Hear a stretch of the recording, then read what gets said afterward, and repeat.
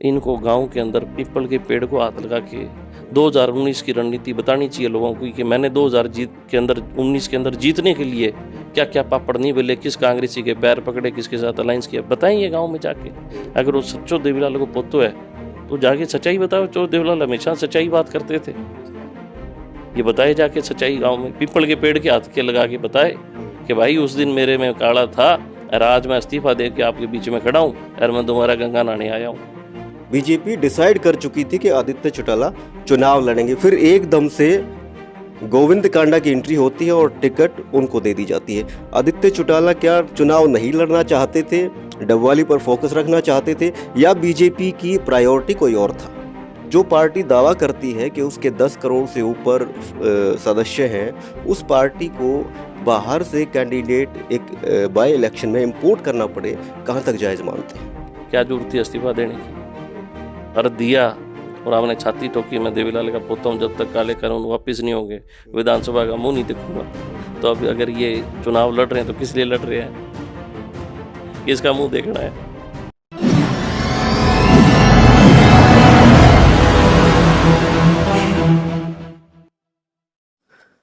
नमस्कार, मेरा नाम है राहुल आर्य और आप देख रहे हैं रिबेल रिपोर्टर।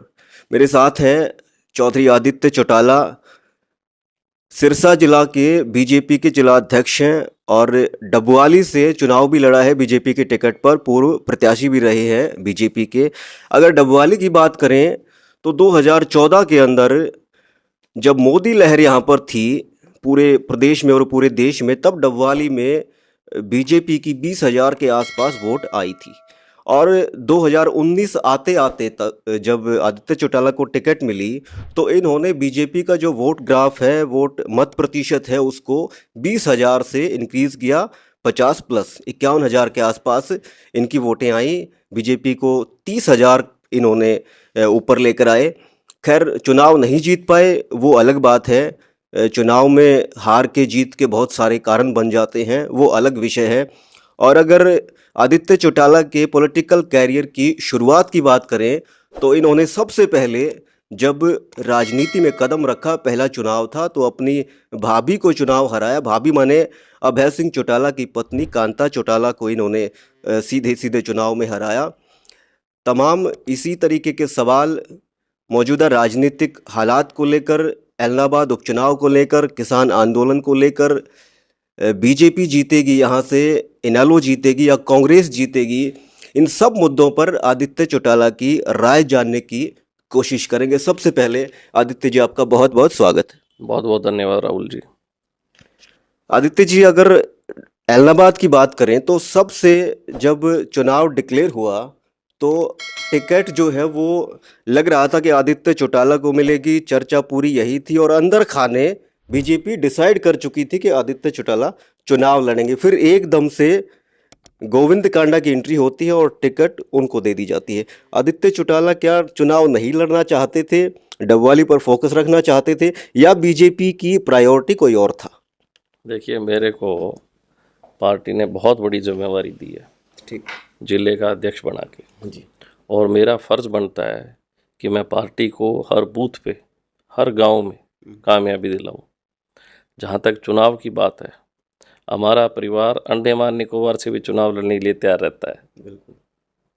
तो ये मैं समझता हूँ, ये पार्टी का फैसला जो भी होता है वो बड़ा सोच समझ के और रणनीति के तहत होता है। मुझे इस बात का फ़ख्र है कि मेरे कंधों पे जिले की जिम्मेवारी है और मैं बड़ी मुस्तैदी से, ईमानदारी से, हिम्मत और हौसले से कार्यकर्ताओं को खड़ा कर रहा हूँ। आप चुनाव लड़ना चाहते थे?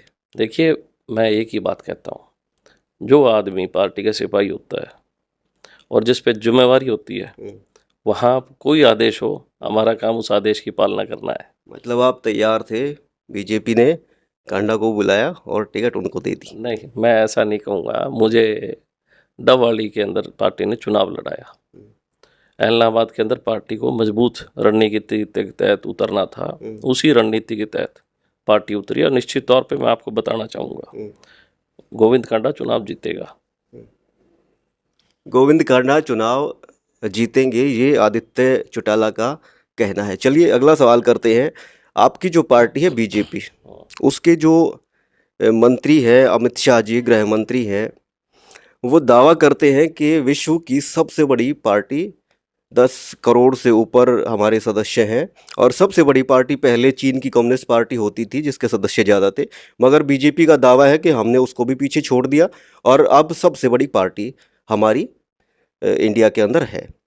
जो पार्टी दावा करती है कि उसके 10 करोड़ से ऊपर सदस्य हैं, उस पार्टी को बाहर से कैंडिडेट एक बाय इलेक्शन में इंपोर्ट करना पड़े, कहाँ तक जायज़ मानते हैं? देखिए 10 करोड़ सदस्य जो हैं ये भी तो किसी पार्टियों से ही आए होंगे हमारे पास, या हमने 10 करोड़ पैदा किए हैं, आपने बनाए? देखिए ऐसे है राजनीति में, जो पॉलिटिकल सिस्टम है इसके अंदर लोगों की व्यक्तिगत, सामाजिक और हर तरीके की भावनाएं लोगों की होती हैं।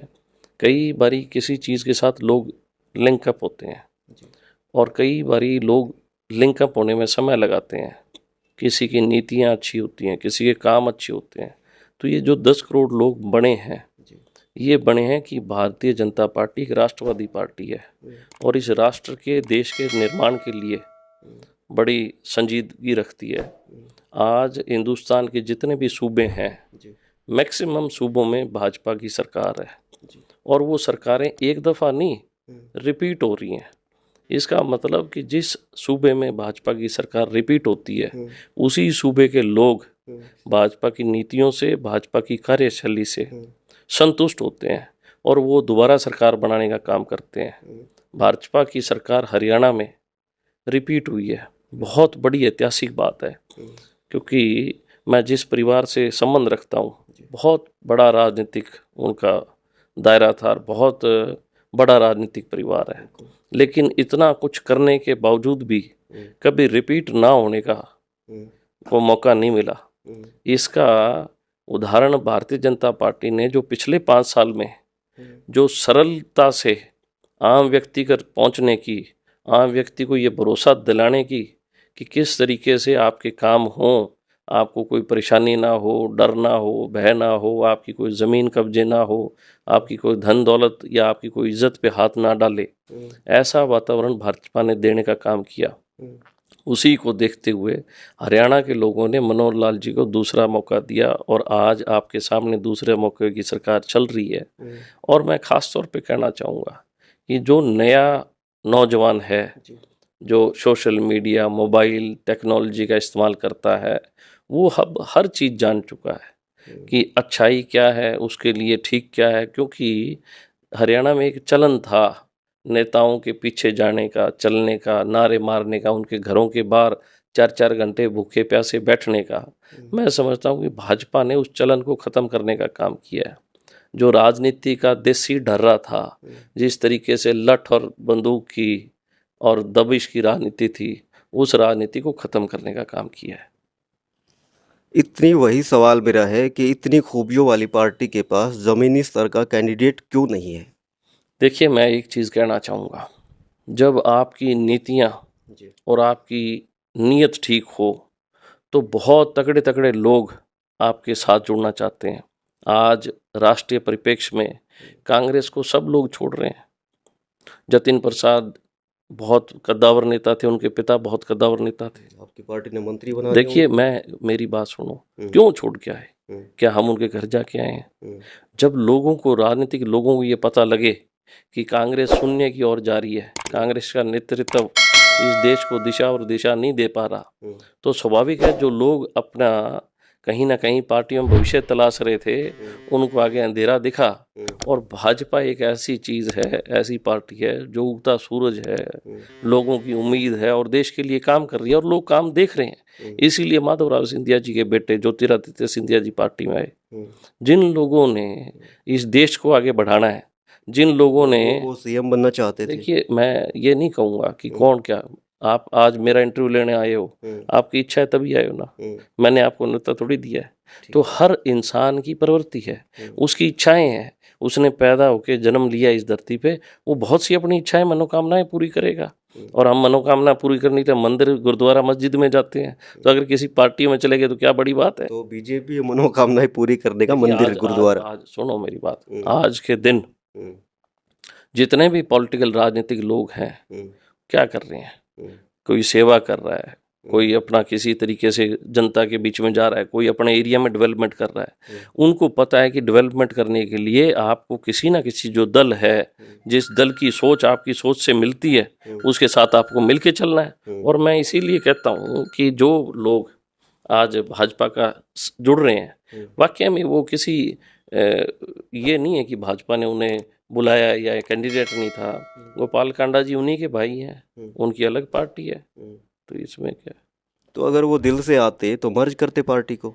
देखिए ये राजनीतिक चीज़ें हैं, कब क्या फैसला हो, हाईकमान क्या करे, गोपाल कांडा जी का क्या फैसला हो, वो एक अलग चीज़ है। आज हमारे सामने इलाहाबाद का चुनाव है और ये बहुत ही महत्वपूर्ण चुनाव है कि एक ही परिवार का 40 साल से इस एरिया में दबदबा रहा है और आज उनको भी कड़ी मशक्कत करनी पड़ रही है। गांव-गांव, गली-गली, मोहल्ले-मोहल्ले, ढाणी-ढाणी, बास-बास जाना पड़ रहा है। अगर इतने ही काम उन्होंने किए होते तो मैं समझता हूँ कि वो अपने घर सोते-सोते जीत जाते। उनको रातों को जगने की जरूरत नहीं थी। ये भाजपा की रणनीति के तहत ये है कि रात को नींद नहीं आती। अभय सिंह को रात को नींद नहीं आती। वो तो आप ही जाके पूछो, उनके वर्करों से पूछो जो गाँव के बाहर खड़े होते हैं और वो इंतज़ार करते हैं कि कोई बीजेपी का आए तो हम नारा लगाएं। किसान की भेष में उन्होंने आड़ लेके और अब वो इस रणनीति के तहत आ गए। और बहुत से ऐसे लोग हैं जो एक तरफ झंडा किसान का लेते हैं और दूसरी तरफ जो उनके कैंडिडेट का गांव में प्रोग्राम होता है तो उनकी कुर्सी के पीछे खड़े रहते हैं फोटो खिंचाने के लिए। तो इतना हल्कापन आ गया है। मैंने आपको थोड़ी देर पहले कहा था कि जब राष्ट्रीय पार्टियों में शून्यपन आ जाए, नेतृत्वहीन हो जाए तो ऐसे हालात बनते हैं। आज क्षेत्रीय दलों में शून्यपन आ चुका है और उन्होंने ऐसे हथकंडे अपनाने शुरू कर दिए जिसके तहत कहीं ना कहीं वो अपना जीवित रहें। क्या जरूरत थी इस्तीफा देने की? और दिया और आपने छाती ठोकी, मैं देवीलाल का पोता हूँ, जब तक काले कानून वापिस नहीं होंगे विधानसभा का मुंह नहीं देखूंगा। तो अब अगर ये चुनाव लड़ रहे हैं तो किस लिए लड़ रहे हैं, किसका मुंह देखना है? चलिए, इस्तीफे से जुड़ा हुआ सवाल मैं आपसे आऊँगा उस पर भी। आपने कहा कि जो बीजेपी है वो रिपीट हुई और जो हरियाणा की जनता है उसने मौका दिया मनोहर लाल खट्टर को। अगर मैं टेक्निकल बात करूं तो मैं कहूंगा कि 40 सीट बीजेपी को दी, क्लियर मैंडेट हरियाणा की जनता ने नहीं दिया, बल्कि एंटी बीजेपी के खिलाफ 50 जो है विधायक वो चुनकर आए। तो 50 जो है वो ज़्यादा है 40 से। और जो आप कह रहे हैं कि मनोहर लाल को जनता ने चुना, तो वो तो नहीं साबित होता फिर। आप बड़े राजनीतिक अनुभवी व्यक्ति हैं। हरियाणा के अंदर जो पिछला 2019 का चुनाव था वो चुनाव बीजेपी के खिलाफ का चुनाव नहीं था। वो चुनाव था कि जो हरियाणा में धुरंधर लोग हैं, सामंत लोग हैं, पारिवारिक, सुनो मैं यही पारिवारिक लोग करेक्ट करूंगा, जितने आपके धुरंधर थे सारे हार गए। हमारे धुरंधर नहीं, हरियाणा में धुरंधर लोग हैं जिनको ये खतरा हो गया कि भाई ये 70-75 पार वाली बात है और लोगों के अंदर ये बात बैठी हुई है।